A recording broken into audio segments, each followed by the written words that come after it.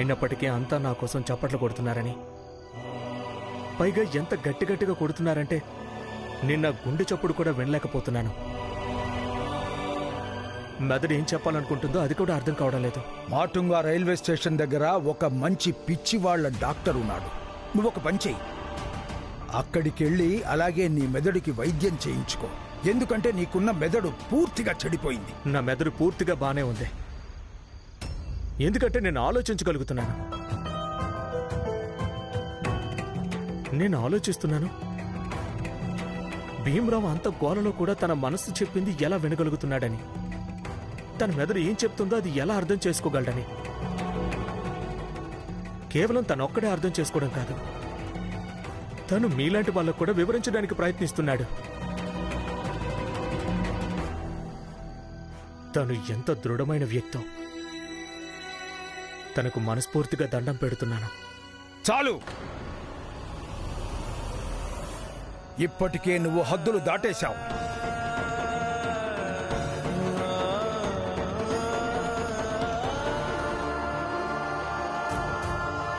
మరిది గారు, నేను మీకు ఎలా చెప్పాలి?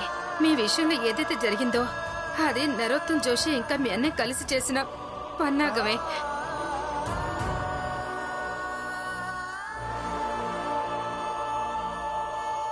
మేము ఉమ్మటం వల్ల మట్టి అపవిత్రం కాకూడదన్న కారణంతో మెడలో కుండ వేలాడదీయడం జరుగుతుంది.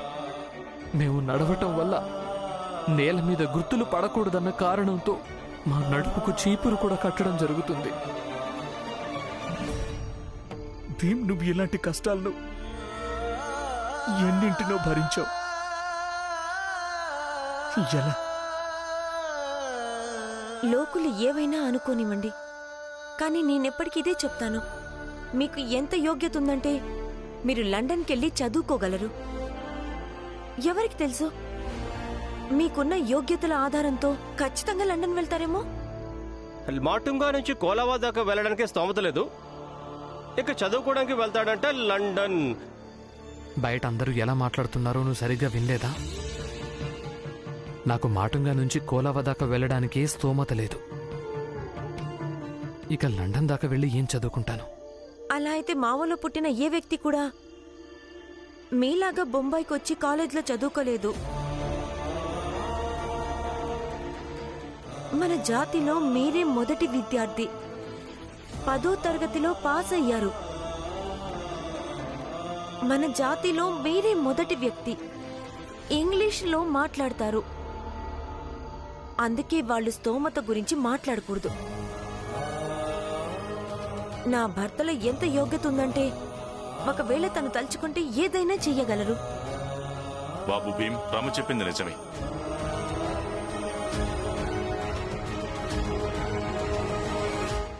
నువ్వు నీ డైరీ తీసుకో, అందులో రాయి.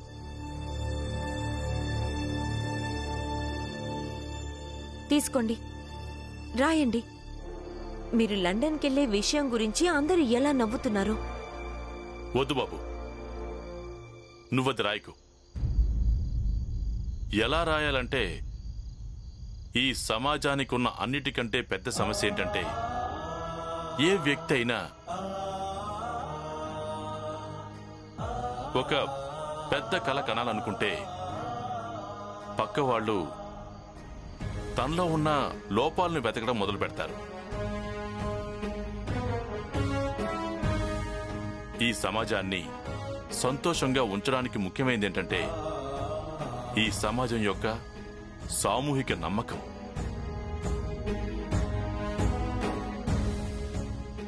అది పెరిగినప్పుడు, మారినప్పుడు అప్పుడే ఈ సమాజం అభివృద్ధి చెందగలుగుతుంది.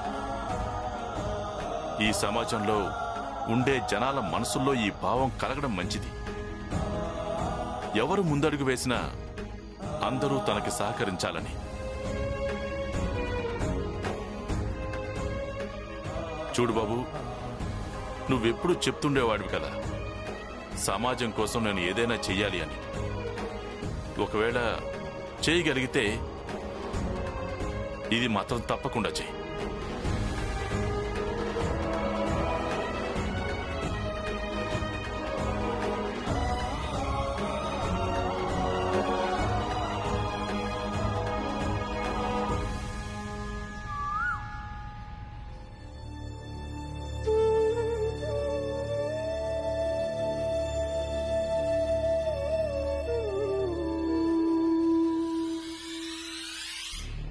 ఏంటి రాత్రి గడిచే కొద్దీ నీకు బుద్ధి వచ్చినట్టుందే. వైభవదేవ్, ఏంటి రాత్రి నేనేం చెప్పాను? మన పెద్ద జాతి వాళ్ళు దయగల వాళ్ళు అవుతారని. మీరే చూడండి, వీళ్ళంతా ఎంత పెద్ద మనసు గలవారు. ఆ? రాత్రి మీ విషయంలో ఏమేం జరిగిందో వీళ్ళకు తెలిసి తెలియగానే వచ్చేశారు. పొద్దున్నే మీకు సహాయం చేయడం కోసం వచ్చేశారు. వైభవ్ గారు, ఇప్పటికీ మించిపోయిందేమీ లేదు. మీరు మా అందరికీ నమ్మకం కలిగించండి. మీరు భీమరావుతో స్నేహాన్ని కొనసాగించరని మేం మన జాతి వాళ్లకు నచ్చజెప్తాం. ఇక విషయం ఇంతటితో ముగిసిపోతుంది.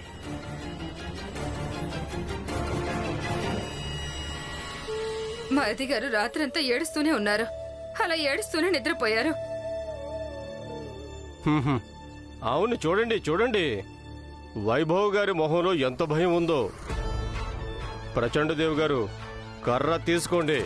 ఇక ఈ మెడలో వేలాడదీసిన కుండను బద్దలు కొట్టండి. తర్వాత ఏం జరిగినా మేము చూసుకుంటాం. కర్ర తీసుకోండి.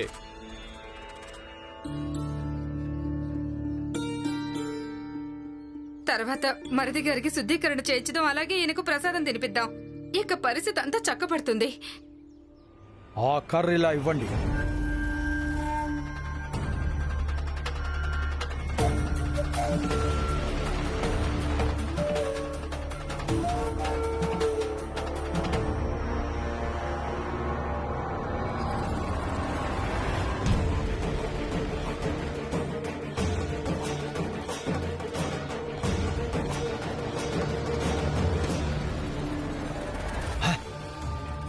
మూర్ఖుడా, అశుద్ధం చేసేశాం.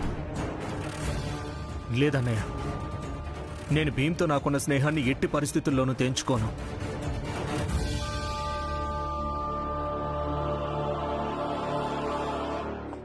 ప్రచండదేవ్ గారు, మీ తమ్ముడికి నచ్చ చెప్పండి. వైభవదేవ్, వినాశకాలే విపరీత బుద్ధి. మీరిప్పుడు ఏదైతే చేస్తున్నారో అది మీకు మంచిది కాదు, మన జాతికి గాని మన ధర్మానికి గాని మంచిది కాదు. జోషి గారు, మీరు నాకు చెప్పకండి. నాకు అసలు ఒక్క విషయం అర్థం కావడం లేదు. ప్రతిసారి మీ ధర్మం ఇంకా మీ జాతి మధ్యలోకి ఎక్కడి నుంచి వస్తుందో ఏమో. మీకు చెప్తూ కూర్చోవడానికి నా దగ్గర సమయం లేదు. నేను భీమ్తో కలిసి చదువుకోవడానికి కేలుష్కర్ గురువు గారి దగ్గరికి వెళ్తున్నాను. అంటే మీరు భీమ్తో స్నేహం కోసం ఎలాంటి మూల్యాన్నైనా చెల్లించడానికి సిద్ధంగా ఉన్నారా? అవును. అయితే మీరే చీపురు కట్టుకుని కుండ మెడలో వేసుకుని చదువుకోవడానికి వెళ్ళండి. దారిలో అంతా చూస్తారు. ఏంటంటే మీలో అలాగే మీ స్నేహంలో ఎంత ధైర్యం ఉందో చూస్తారు.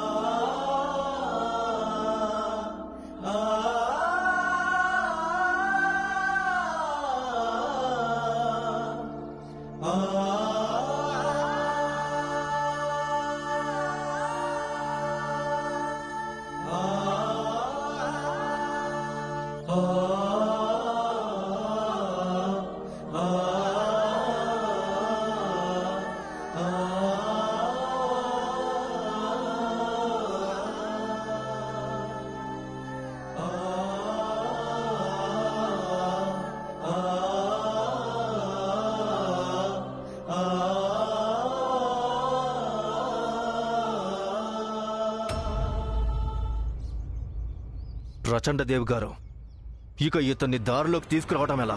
నరోత్తం, వీడిలా దారిలోకి రాడు అనుకుంటా. వీడు దారిలోకి రావాలి అంటే ఇప్పుడు వీడితో ఇంకా క్రూరమైన ఆట ఆడించాల్సిందే. నేను వస్తాను రమా. ఆగండి.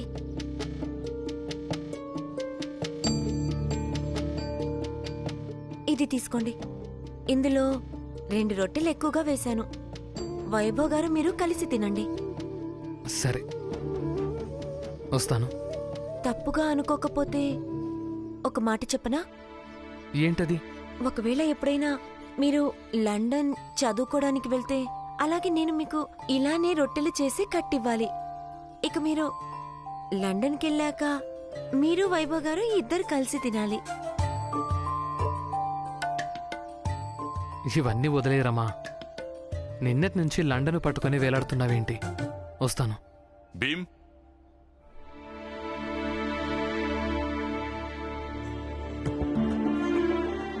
ఏం పర్వాలేదు బాబు. కానీ భార్య మనసులో ఒకవేళ ఏదైనా కోరిక పురుడు పోసుకుంటే నువ్వు దాన్ని గౌరవించు.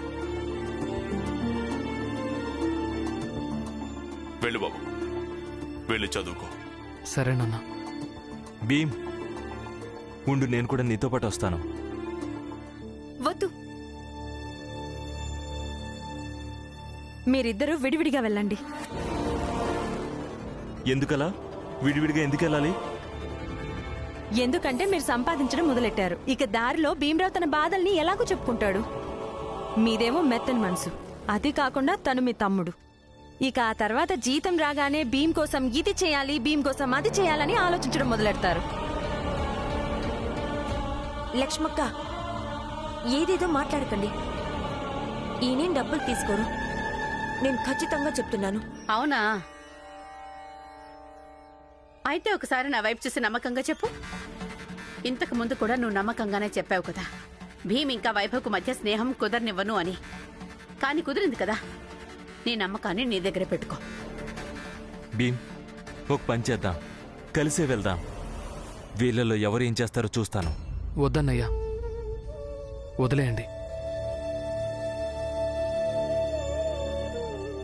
ప్రపంచంలోని వాళ్ళు అయ్యుంటే ఇద్దరం కలిసి చూపించేవాళ్ళం. కానీ ఇంట్లోని వాళ్లే అలా అంటుంటే ఏం చూపిస్తాం? నేను వెళ్తున్నాను, మీరు తర్వాత రండి.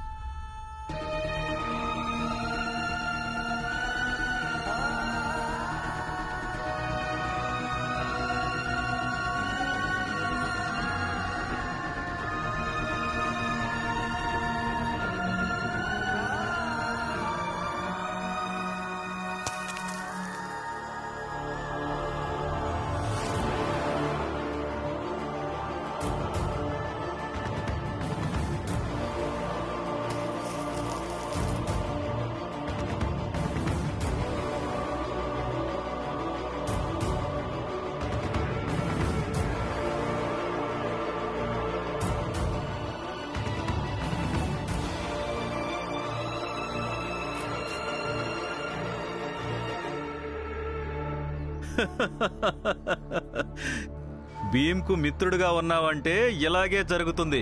చిన్న జాతి వాళ్ళతో ఉన్నావంటే నీకు కూడా ఇలాగే శాస్తి జరుగుతుందిరా. భీమ్తో కలిసి ఉన్నందుకు ఇదే శిక్ష. కొట్టండి, కొట్టండి వీడిని, కొట్టండి, కొట్టండి.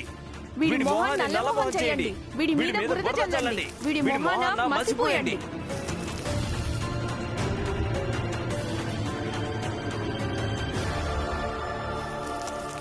వైభవ్, అసలు మీరేం చేస్తున్నారు? ఇక్కడేం జరుగుతోంది? ఆగండి, మీరెందుకు ఇలా చేస్తున్నారు? వైభవ్, ఇది అసలు వీళ్ళంతా ఎందుకు ఇలా చేస్తున్నారు? వైభవ్, నీతో భీమ్తో కలిసి ఉన్నందుకు తాను శిక్ష అనుభవిస్తున్నాడు. ఈ చిన్న జాతి వాడు భీమ్, వీడితో కలిసి స్నేహం చేస్తావా? అందుకు నీకు ఇలాంటి శాస్తే జరుగుతుంది. అసలు నీ క్షేమాన్ని కోరుకుంటే వీడితో స్నేహం తెంచుకో.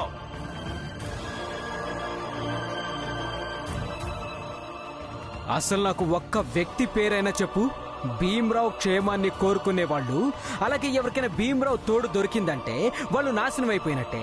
వైభవ్ దేవ్ గారికి భీమ్రావు తోడు దొరికింది. ఇప్పుడు ఆయనకు ఎలాంటి గతి పట్టిందో చూడండి. భీమ్ పద, కేలుష్కర్ గురువు గారు మన కోసం ఎదురు చూస్తూ ఉంటారు. భీమ్ భీమ్ చదువుకోవడం. నేను ఎక్కడికి రావడం లేదు వైభవ్. ఇదంతా నా తప్పే. ఇదంతా నా మూలంగానే జరిగింది. నేను ఎవరినైనా నాతో కలవాలనుకుంటే వాళ్ళ జీవితాన్ని నాశనం చేసేస్తాను. నా కారణంగానే అందరూ ఇబ్బంది పడుతున్నారు వైభవ్. ధ్రువకు నాకు ఎలాంటి సంబంధం లేదు. నా దృష్టిలో వాడు చనిపోయాడు, వాడి దృష్టిలో నేను కూడా చనిపోయాను. నాతో కలిసి స్నేహం చేసిన కారణంగా ధ్రువకు బ్రతకుండగానే అంతిమ సంస్కారాలు చేశారు. అలాగే మాధవి యొక్క ప్రాణాలు తీయడానికి ప్రయత్నించడం జరిగింది.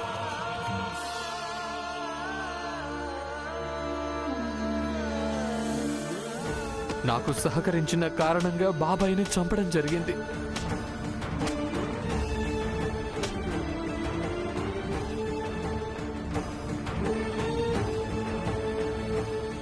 నాకు పెద్ద తేడా ఏం లేదు భీమ్. కనీసం ఈ రకంగానైనా నేను మీ జాతిలోని జనాల దుఃఖాన్ని దగ్గరగా అర్థం చేసుకోగలిగాను. నేను బానే ఉన్నాను. నువ్వు బాగా లేవు వైభవ్. నువ్వు అస్సలు బాగోలేవు.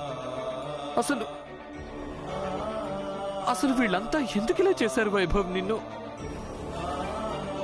ఈ చీపురు, ఈ కుండ, వీటన్నిటి నుంచి ఇన్ని సంవత్సరాలుగా నేను మా జాతి వాళ్లకు విముక్తి కలిగించాలనుకుంటుంటే ఇలాంటిది వీళ్ళంతా నీకు ఇలా చేస్తారా?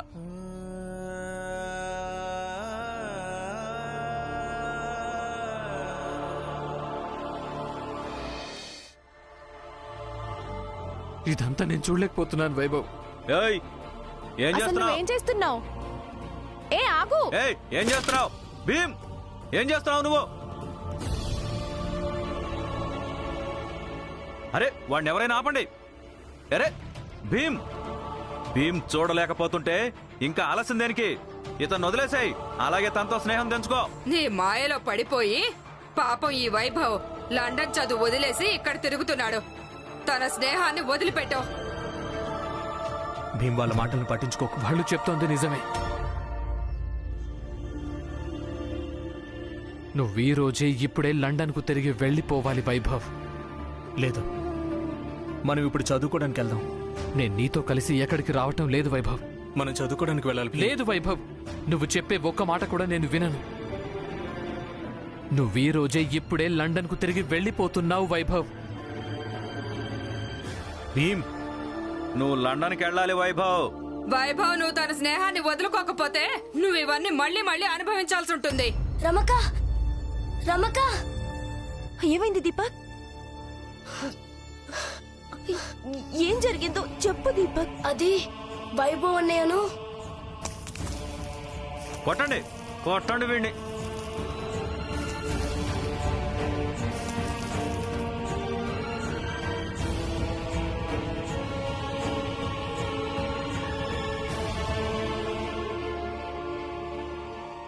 రమా పద, ఏం జరిగిందో మనిద్దరం వెళ్ళి చూద్దాం పద.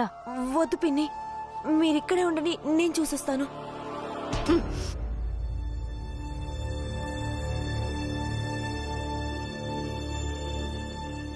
జిజాబాయ్, తన చెయ్యి వదిలే తన్ను వెళ్ళనివ్వు. వదిలేస్తాను, కానీ అంతకు ముందు రమకి ఒక కథ చెప్పటం చాలా ముఖ్యం. బహుశా దీంతో తనకు కొంచెమైనా అర్థమవుతుందేమో.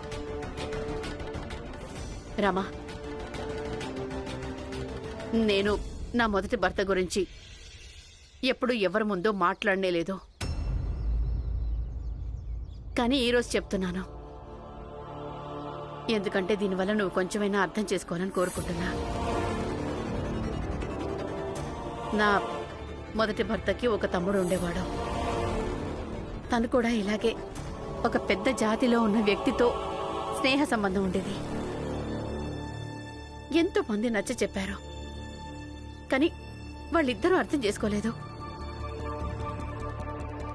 ఆ తర్వాత ఒకరోజు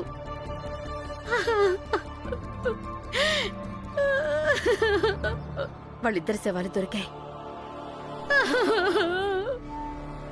సముద్రం ఒడ్డున.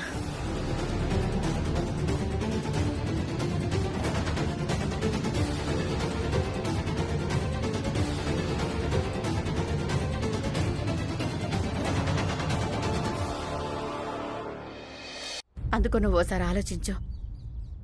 అలాంటిదేదైనా భీమ్ ఇంకా వైభవ్ విషయంలో జరిగితే? లేదు లేదు, ఏదేదో మాట్లాడకండి. అలాంటిదేమీ జరగదు. జేజాబాయ్, అలాంటిదేమీ జరగదు. వదినా, బాల ఇంకా రాణిల కథ మీరు మర్చిపోయారా?